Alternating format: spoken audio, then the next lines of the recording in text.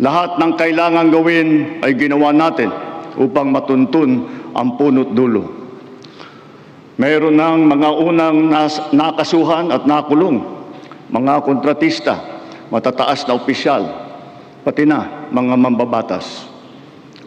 At dumating na tayo sa punto na ayon sa Ombudsman ay malapit na ang paghain ng patong-patong na kaso laban sa dating speaker.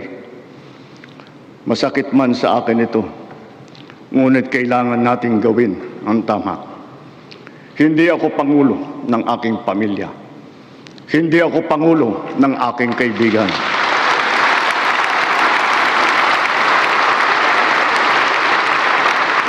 Ako ay Pangulo ng Pilipinas at ang tungkulin ko ay sa inyo, ang aking mga kapwa Pilipino.